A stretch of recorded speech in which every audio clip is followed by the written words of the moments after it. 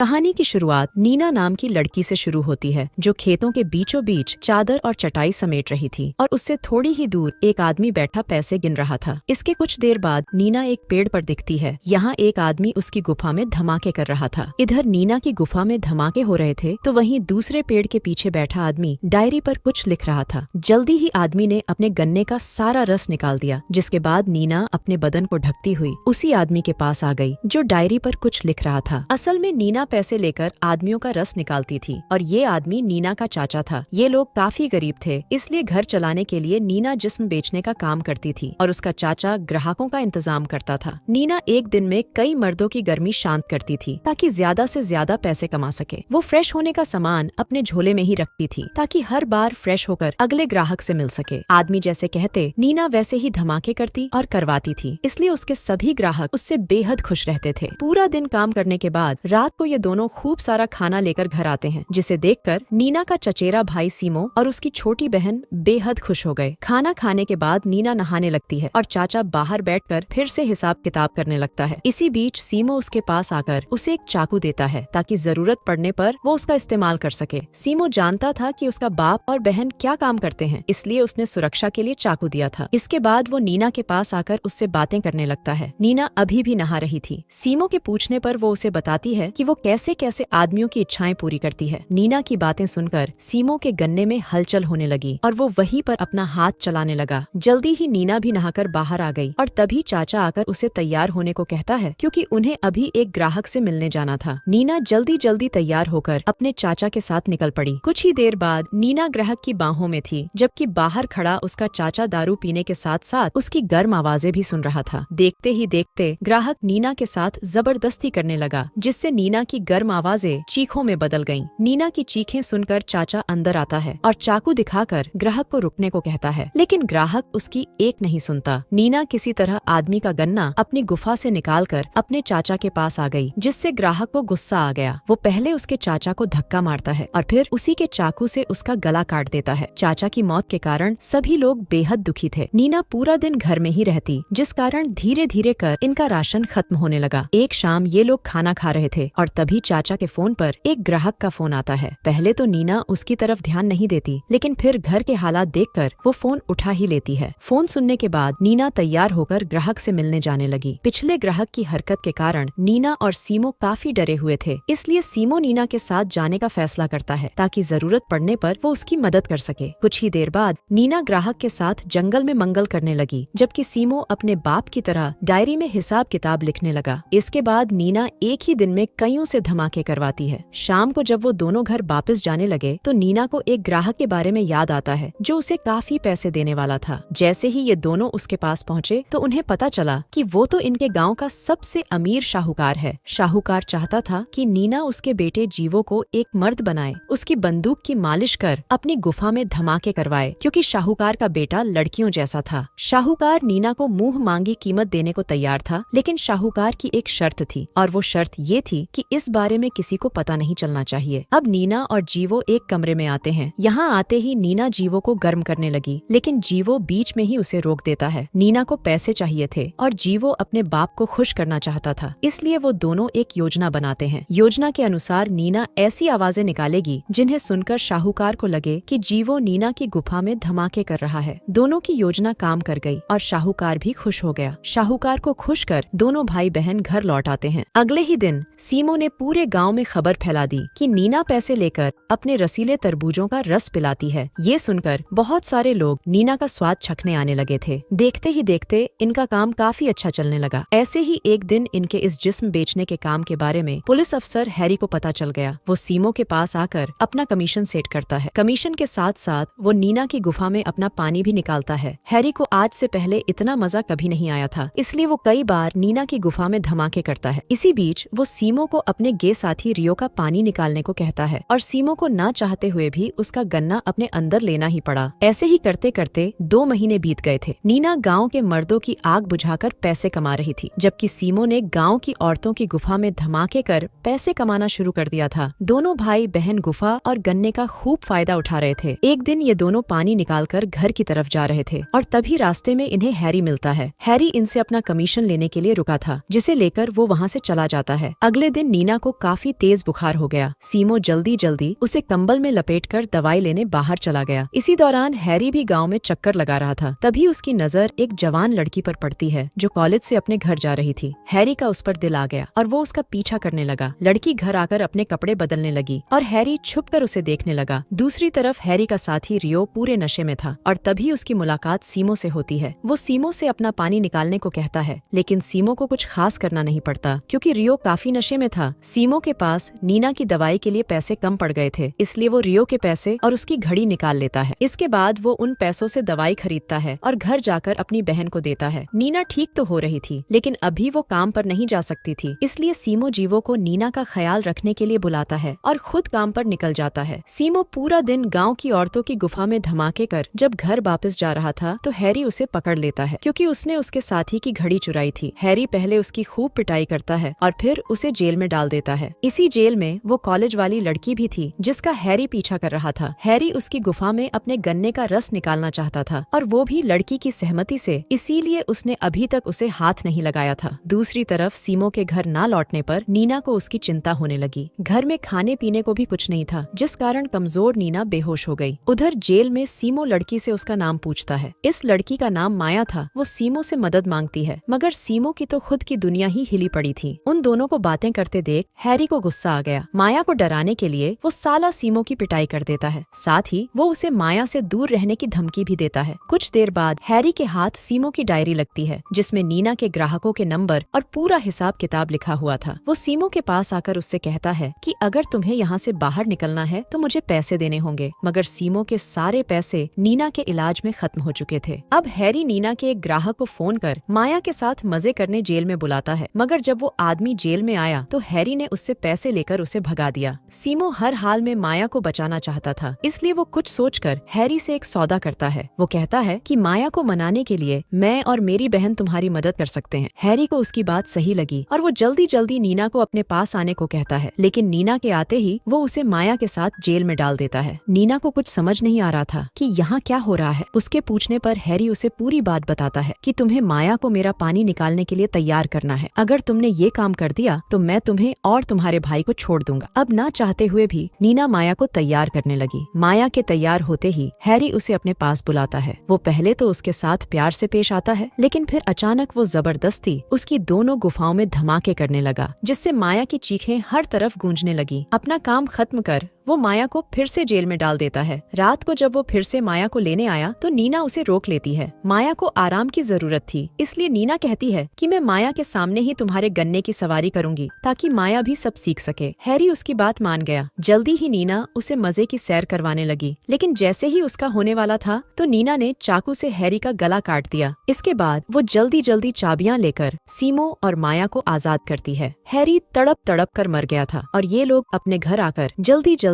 अपनी बहन और जरूरी सामान लेकर भागने की तैयारी करने लगे। इसी बीच जीवो भी अपनी गाड़ी लेकर इनके पास पहुंच गया। वो भी इनके साथ भागने वाला था ताकि वो अपनी जिंदगी अपनी मर्जी से जी सके। अगली सुबह ये सभी लोग गांव से काफी दूर निकल आए थे। सीमो को माया पसंद आ गई थी और माया भी उसका साथ पाकर खुश थी। और इसी के साथ इस कहानी का यही अंत हो जाता है।